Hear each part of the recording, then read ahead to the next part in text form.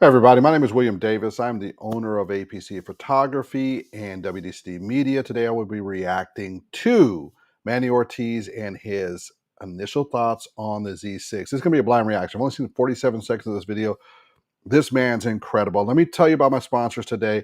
Sponsor definitely is going to be my company, A.P.C Photography, and Rode themselves with the Rode Wireless Pro. The system I'm using right now for sound is the Rode Wireless Pro system. And thank you, Rode. You've always put together great systems for us. I've had them ever since the Wireless 2, and we've used them for several other mics. They do a great job. Allows you to be hands-free and do all the great work every single time and sound professional and get 32-bit float later to really accent the audio. Now, going into this, I have been watching Manny for a long time. We're both from the Illinois area. I used to live out in the University Park area. If I remember correctly, he's in the Chicago area. Either way it goes, Manny has some of the best lighting techniques you will ever see in portrait photography. This man doesn't use one flash, doesn't use two, doesn't use three. He can use as many as 12 on a single shot. And in this one here, it looks like he's using 4. Let's watch what he's doing and enjoy this Z6 Mark III, and he's really pushing it to the test. This video is sponsored by Squarespace. All right, first photo shoot with the Z6iii, and I'm taking it up a notch, okay? I'm using a 4 light setup. I got her in all. Do you understand? This man has 4 lights. 4 lights. That's 4 layers of light. Damn, that's how you do a test. All gold accessories, all bought on Amazon. I have a 7-foot umbrella above her, angled toward her, because I don't want that light to spill on the background. My beauty dish, I'm simply using it for the most part as like a slight fill on the face, because then it just with that top down light, her face is going to be dark. Then here I have the optical spot that's going to create that slit over her face. Results pretty fire.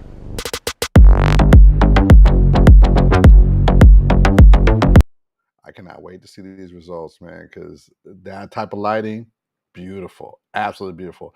Manny, I have stolen some of your lighting techniques over the years. It has made me and my family prosperous. Thank you for being willing to share this stuff out with everybody.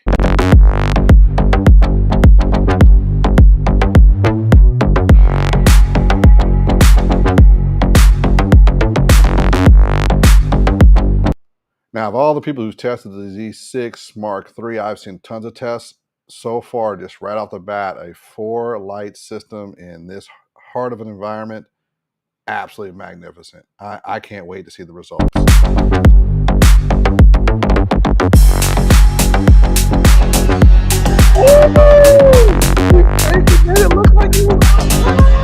The Nikon Z6iii is finally here. And I don't think y'all understand the type of shot he got there in studio. That looks like he's outside in a beautiful park or some playing with light. Manny. that this is the most important camera that Nikon has launched since the Z9. Agree. It's $2,500. This camera can do things that are usually reserved for that $4,000 tier camera. Whether or not it can deliver in the real world, we'll find out soon. I only had 5 hours with the camera, but I'm gonna tell you. 5 hours. Manny, you're the man. 5 hours. That's all he had with this cam. So what he do is he picks a 4 light system, puts up an elaborate shot that you would normally take 2 days setup, a day setup, planning and everything else. And he's pushing it for real. That's how you test a camera. What I think is the bigger deal here. I think that this camera fills in that much needed gap that Nikon has been neglecting for some time now. So the problem that Nikon has had over the past 4 years, and the reason why I feel like they've been overlooked, at least compared to Sony and Canon, is their lack of ecosystem. And I'm only going based on how I feel and what I. Yeah, I kind of agree with you. They didn't feel that 1900 to $3,000 slot very well with good cameras. I'm hoping the Z6iii does that, because I have a ton of Nikon shooters that are having a very difficult time figuring out what camera they're going to go to, because they do not want to go to Sony. They do not want to go to Canon. They definitely don't want to go to Lumix. They're kind of being forced into the Fuji line, so I'm hoping the Nikon fix this. Think about like me thinking about switching to Nikon. What would stop me? Because I love being able to record the EVF for my videos. I love that. Love this. Love the Z8. The problem is not having that mid-tier hybrid camera. Yep. On the Canon side, got the R3. Technically not a flagship, but R3, R5, R6 Mark II, even the R8. Yep. Insane value. On the Sony side, you got the A1, A7R5, A7 IV. In my opinion, I think that the A7 IV and R6 Mark II are the most important cameras in the entire lineup. Even though I mostly shoot with the flagships, I think that that's true, because that's where your workhorses are. Like if you're doing wedding photography, event photography, and all the rest of that, going to catch a few clips for videos, those $2,500 workhorses are really what gets you going. When you got two or three of those on you, or you have 4 on the team, so 2 with one cam op, 2 with another camera operator, you're busting out a lot of footage with $10,000 worth of gear, not including the lenses, and that's your day at an event or weddings in multiple. So he's right there. These cameras offer the best bang for buck in terms of a hybrid camera, a camera that can do everything at a really, really high level. I think these are the most important ones. On the Nikon side, you don't have an alternative to this. Well, you have the Z6 II. It was announced in 2020. Doesn't have a flip screen. Doesn't have 10-bit internal video, which is lacking. Even the cheapest Canon full frame camera, the R8 it can do up to 4K 60 10-bit video. The Z6 II doesn't do these things. And on top of that, it has mediocre autofocus. That is a shame too, because when Nikon stepped away from Sony as its sensor manufacturer, they really started lacking in the autofocus. And I'm hoping that this new Z has a really good autofocus, because Nikon's got nice lenses. And so for me, if I were to switch to Nikon, I'm like, oh, I want the Z8. But the Z8 doesn't have like a flip screen, doesn't act as like a hybrid camera. It's a chunkier camera, which is fine. But I want to have a secondary camera that can jack of all trades. They've been missing that up until this point. So it took 4 years. The Nikon Z6iii is here. I do really like the camera. I've had only a small time with it, but let's talk about it. You may have only had a small time with it, Manny, but you set up an amazing shot. And I know I'm reiterating this again. For a reviewer and someone like me who's going to be going out, grabbing a cam, or telling somebody who's on my team that, hey, look, I know you love Nikon. What should you go to next? I can now say, after seeing the photos that you made, that production there, I have 2 people on my team that I can literally go to when the Z6iii comes out. Cop it, buy it, you'll be happy. We'll start doing some photos with that, and you'll be going out doing the step and repeats, meet and greets. We'll do whatever we got to do for photography, and still get a little bit of that B-roll and everything, and maybe even get a couple of interview shots, or get some video shots of people. I have a way of telling people that we hire in on the team to go with that. About it. In the heart of the Z6iii is a brand new 24.5 megapixel partially stacked sensor. And by partially stacked, meaning that it's going to have a faster readout speed than a normal sensor. So it should improve things like the autofocus and even the rolling shutter performance. But just the quality, judging the quality on the sensor. I mean, I could not be any happier with the images. I think they speak for themselves, truly. Images needed very little retouching. I use my studio portrait presets. That's a shameless plug that I got to throw in there, but I do use those to edit my studio portraits and edit smaller, like correcting the skin tones when you're getting slight orange tinge and little things like that. Workflow presets, link will be down below for that. But images were, I mean, beautiful. It can shoot up to 14 frames per second. Did you see that skin tone? I don't think y'all understand how difficult that has been for Nikon. With the latter iteration, the Z6 II. Oh, Beautiful. With the mechanical shutter and 20 frames with the electronic, and that is a nice spec bump over even the A7 IV. But the one thing that really caught me off guard here, okay, and I'm not being dramatic, I'm being serious. You know how the Z9 can shoot 120 frames per second JPEG, and the files, they're spitting out 11 megapixel files, right? Well, with this Z6 III, you have the same capability. You can shoot 30, 60, and 120 frames per second in JPEG, but it's better in the sense that it's gonna spit out a full resolution JPEG. Ooh. Ooh. That's nice. Ooh. I did not know that. So you're getting a 24 megapixel JPEG on the Z6 III when the Z9 can only put out an 11. And this is where those $2,500 cameras come in. We know that we're going to throw $7,000, $8,000, $9,000, $10,000 worth of lenses at these cameras. We want a solid body that we can take that $9,000, $10,000 worth of lenses and switch between a flagship and a entry-level production camera. And this is starting to sound like it. So you're getting better in that sense. And then you get up to around 1,000 shots, so maybe like 7, 8 seconds on that burst. Hello. The EVF has been improved. It's bigger, brighter. It's 4,000 nit brightness. I mean, it'll cook your eyes out if you put it to max brightness. It's kind of unnecessary, but the EVF was beautiful, especially when you're reviewing images. The rear screen is a 3.2 inch. Finally. 3.2 inch flippy screen. It flips. That's standard now. It flips. I like that. It plays with everybody who's in the same field. That's great job, Nikon. Green. This is something that these cameras needed in 2020. I'm glad that it's here now. Very, very welcome. I'm sure some people will be upset about it. We're all happy about it, okay?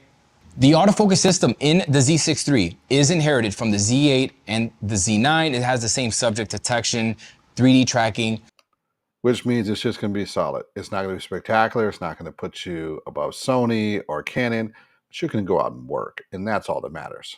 Autofocus system, but it's not going to behave the same because you're not getting the same readout speed. Similar to how when the R8 inherited the R3's autofocus, it's the same, but it's not actually the same. The vibration reduction has been improved. You get up to 8 stops of vibration reduction in camera, and you also have access to focus point and synchro VR as well. You also get access to pre-release capture, something that you can find in the Z8 and the Z9 as well.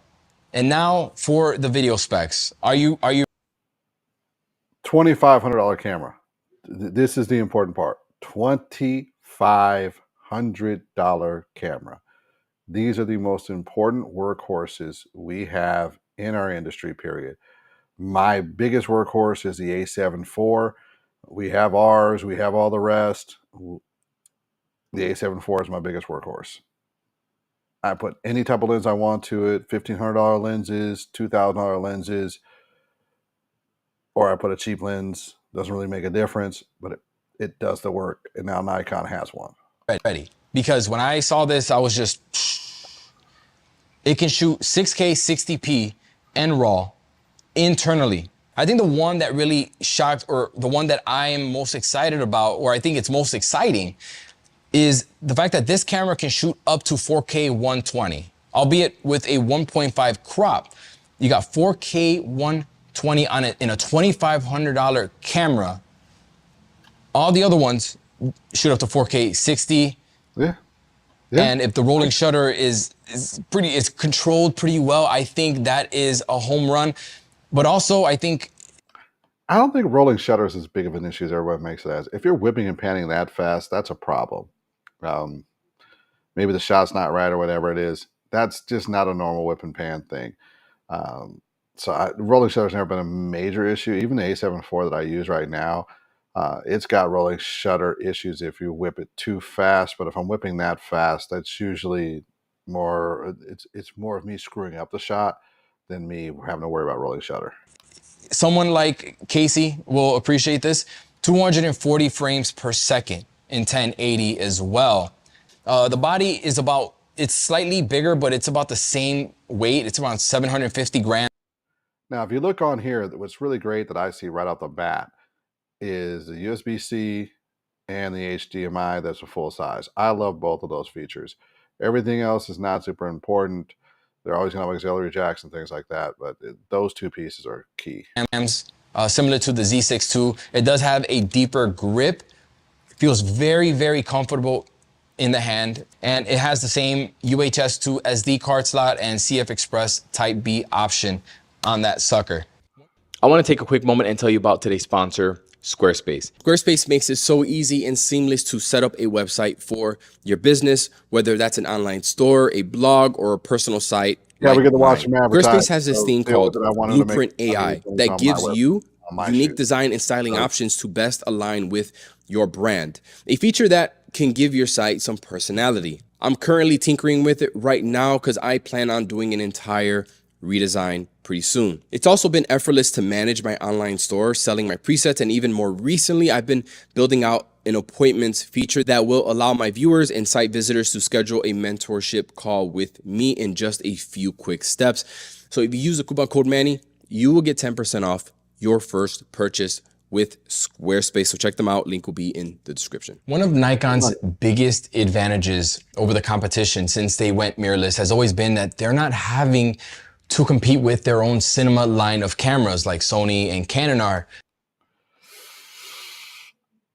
That's not an advantage, bro.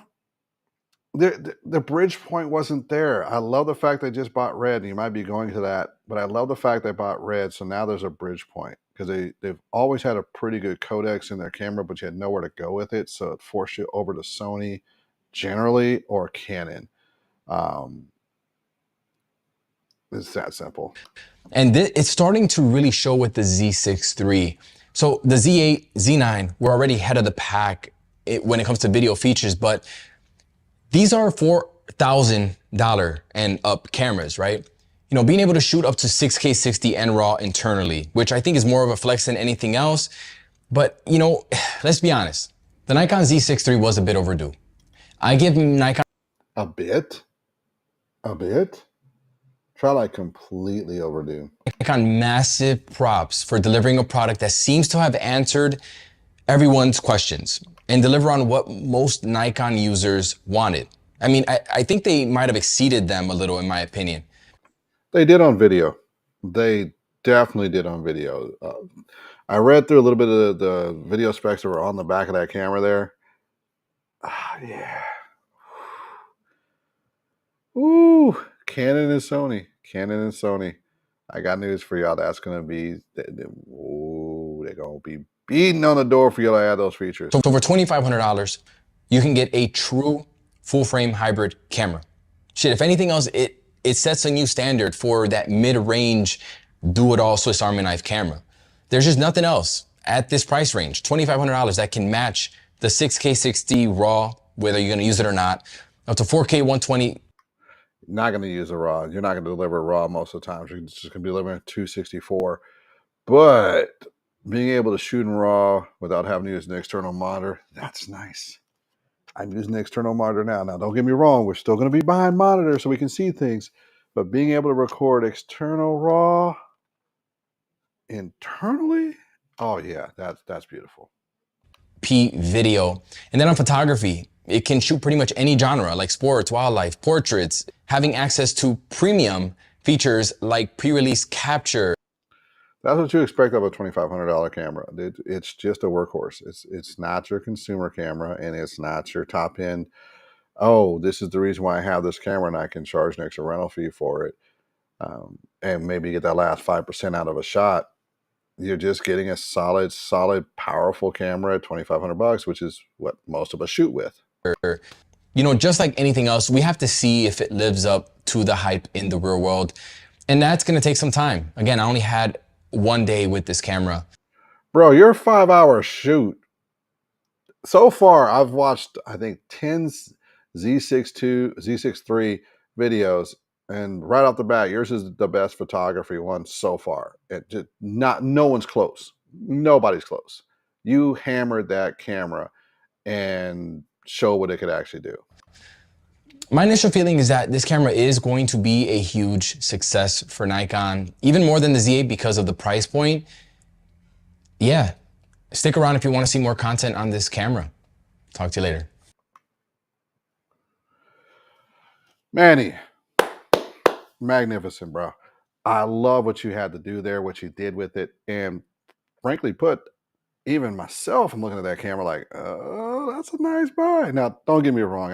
I've had the cameras I use for my main workhorse stuff, which is roughly about $5,000 worth of bodies that are my daily walk out the doors, not including lenses, for the last couple of years. They do the job. They always do the job. And when it's time to replace them, that might be on my list. I kind of doubt it. I'm a Sony user, so I'm pretty comfortable with the lineup. Does a job. If I need something else like a Canon, we've got a crap load of those in the warehouse. I'll just grab one and shoot with the Canon instead of the Sony. We have no Nikons in there, and mainly the reason why is because we don't have a cinema line to go to it. So the Sonys, we have a cinema line to go through with the FX series. And then with the Canons, we have the C series going into the 100s to the and above, C70s. Nikon, with the purchase of red, now gives the option of having that red series going up. And I got to say that Nikon's, the Z6iii, the video options that are on there, spectacular. But frankly put, you just killed it with the photo side. Thank you, Manny, for doing it. Everybody have a good night. Peace.